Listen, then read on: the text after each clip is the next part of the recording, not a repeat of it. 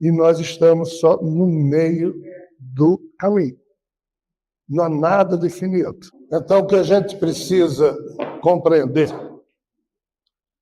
é que os problemas do Criador primeiro foram codificados sob a forma da genética dos clones robotizados.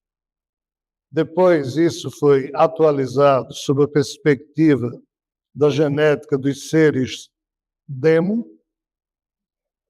Depois, isso foi atualizado num outro padrão mais moderno de genética demo, chamada FEMVAN.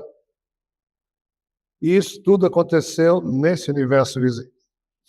Tudo isso foi, desculpem a expressão, biologizado, ou seja, foi jogado para esse universo nosso, onde espécies biológicas foram sendo formadas a partir da atualização desses códigos, e foram várias que surgiram. Mas, para a gente entender, a última leva de seres que surgiram com influência no que viria a ser espécie humana foram esses biodemos, e a outra classe de seres que também influenciou diretamente a gente é a turma Demobio, Biodem e Demobio. São os nomes que eu encontrei para poder chamar esses seres. E Demobiol, que nós estamos falando aqui de Biodem, é um ser que tem parte do genoma biológico, parte do genoma demo. Mas aqui prevalece o biológico. O Demobio, parte demo e bio, mas prevalece o demo e um pouquinho de bio. O Demobiol é uma parte demo, mas o que prevalece é o biológico, que é a turma que veio dos fornos de Awalingan, de Shiva, com emoção, com sexualidade. Então, essas três últimas vertentes, biodemo, demobio e demobiol, mas principalmente biodemo e demobiol, essas duas últimas, basicamente explicam tudo que nós somos, nós humanos. Então, a rebelião de Lúcifer foi algo que aconteceu aqui nos biodemos, como a rebelião de Prometeu foi algo que aconteceu nos Demobio, ou seja, várias rebeliões. Demobio é a turma de Demo que vive nesse universo vizinho, mas que se sexualizou. É o chamado amor solta-membros, que Hesíodo, na Teogonia, explica que alguns demos criaram um tipo de condição para eles de ter órgãos sexuais para poder fazer iguais aos mamíferos do universo vizinho. Isso é outra história. Então nós, os humanos, somos, entre aspas, a raça que agora tem no seu genoma a atualização de todos esses problemas.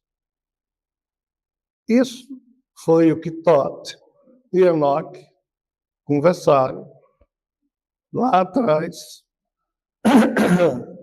numa época em que eles estavam tentando entender o que os três seres da Trimurti, do universo vizinho, que criavam avatares deles próprios para atuarem neste universo vizinho, onde nós estamos, e também no deles. Mas qual o detalhe? Brahma não podia criar avatar, porque ele é um ser desalmado. A mente dele não consegue sustentar mais de um ser. Então, Vishnu e Shiva, sim, eles criavam seres adiáginas, ou seja, avatares deles próprios, que atuavam não só no universo vizinho, como também passaram a atuar no nosso. Jesus é um avatar, Sai Baba é um avatar, várias figuras dessas são avatares produzidos nesse jogo aqui. Na época em que Enoch e Thoth estavam conversando, nós estamos aqui 14, 15 mil anos atrás, uma coisa dessa.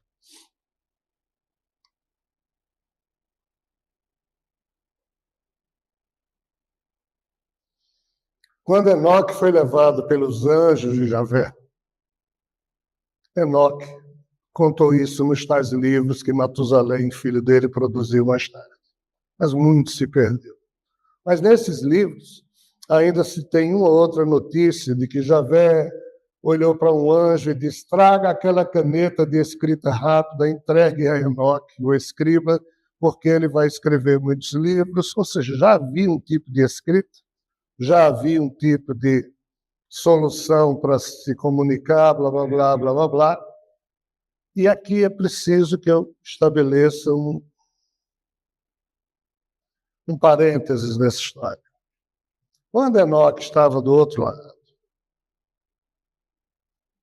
que ele se encontrou com Brahma, ou seja, com Javé e com os clones, e depois com Vishnu, e depois com Shiva, devido a uma confusão que rolou. Enoque, ele terminou sendo alguém que teve no seu DNA a inoculação das fórmulas mentais de poder de Brahma, Vishnu e Shiva. Por quê? Porque toda essa história começou quando Brahma foi obrigado a colocar a sua área, a sua assinatura quântica, num humano chamado Adão, já que ele não conseguiria produzir um avatar, e na descendência de Adão, ele iria criar um povo. Por que essa ideia? Porque Shiva estava fazendo isso na Índia com a tradição Kumari Kandan e se apresentou ali como sendo o criador, e Javé ficou pé da vida. Aí Vishnu disse: você não pode criar vários avatares como Shiva está fazendo, criando avatares lá no sul da Índia.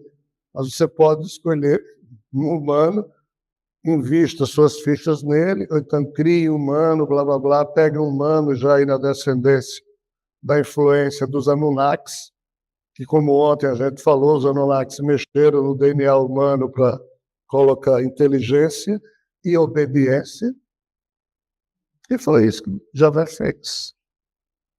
Escolheu Adão, Sete, Enos, Cainã, Malalahel, Jared, Enoque, Matusalém, Lamech. Isso tudo aqui com a intenção de, lá na frente, mandar o Messias dele julgar, já que ele, Javé, não podia fazer isso só. E Enoque explica isso nos livros que sobrou. Mas qual é o problema? O problema é que existia vários seres já criados com função de autoridade, criados no universo vizinho. No nosso universo só tinha Sofia, criado com função de autoridade, ele é o suzerano do nosso universo. No universo vizinho tinham vários. E esses de lá vinham para cá, faziam isso, aquilo, voltavam para lá, sem o menor respeito por Sofia. O Ragnarok, há 300 milhões de anos, já tinha ocorrido por briga desses seres. Sofia não fez nada e a vida em Marte foi destruída devido a isso.